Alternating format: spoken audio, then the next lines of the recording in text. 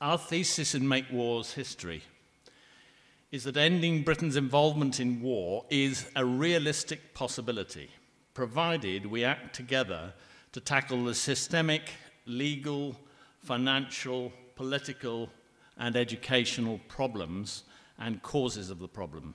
We're currently involved in 2 illegal wars, and in the past 6 years, we've murdered somewhere between 250,000 and 1.2 million people, and the best estimates that we have is that around 1 million people have died violently in Iraq and Afghanistan as a result of the illegal invasions and occupations of their countries. We have injured and maimed 2.5 million people in the same period of time, and we have driven 4 million into exile and destitution, both within their country and outside of Iraq. I believe this to be the worst atrocity in British history. I cannot think of another time in the last 1,000 years where we have deliberately and intentionally gone out and murdered 300,000 children. It's just quite unbelievable. Now, if you divide 300,000 into 2,100 days, something like that, that's an awful lot of children every day. Roughly 1 every 10 minutes we are murdering. There are numerous laws which have been broken.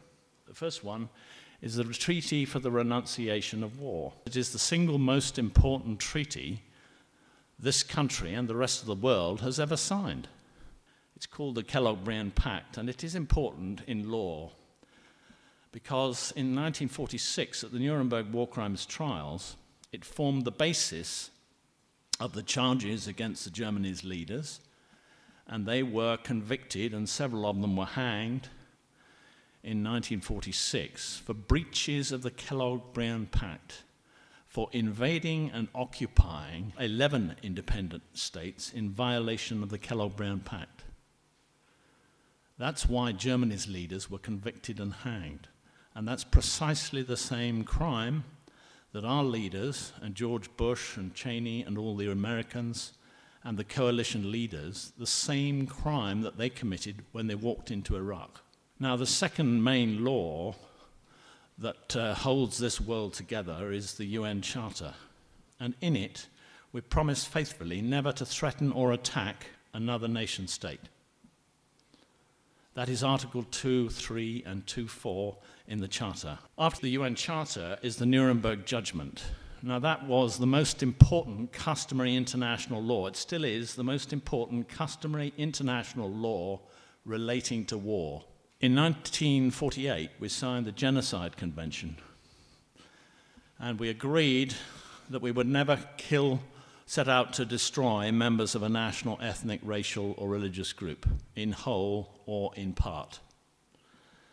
And what we've done by attacking Iraq is kill Iraqis for the sole reason that they are living in Iraq. That is setting out to destroy members of a national group. It is, in law, an act of genocide. In 1948, we also had another version of the Geneva Conventions. And the important thing about the 1948 Geneva Convention is that it protected civilians for the first time. Since then, we have been attacking civilians more and more, and our government has attacked Iraq, and the numbers of deaths in Iraq is well over 90% civilians. Probably the most important war law that has ever been agreed was the Rome Statute of the International Criminal Court. In 1998, this was signed by 132 nations, and it came into force on July the 1st, 2002, when the 60th state had ratified the convention. Now, ratification means bringing an international law into your domestic, national, legal legislation. And Britain actually ratified this on September the 1st, 2001. It became law in England and Wales, and on September the 8th, it became law in Scotland. And what it does is it introduces into Britain 6 crimes. The crimes of genocide, crimes against humanity, war crimes, and importantly, conduct ancillary to genocide, conduct ancillary to a war crime, and conduct ancillary to a crime against humanity. It is the single most important, tightly defined war law that we have in England and Wales.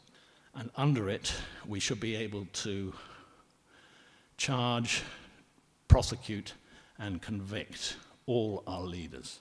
In 1950, the United Nations signed and ratified the work of the International Law Commission to devise 7 universal war laws.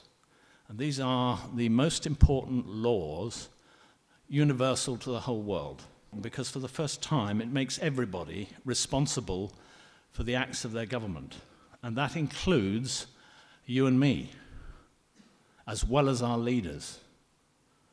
And so now in law, anyone who is complicit in a war of aggression, which is the 7th Nuremberg Principle, is liable for an international crime, and is criminally liable for punishment. There's 33 important separate criminal offences, and it is important, if you're going to try and bring a prosecution against people, to have a look through those and identify precisely which ones have been broken.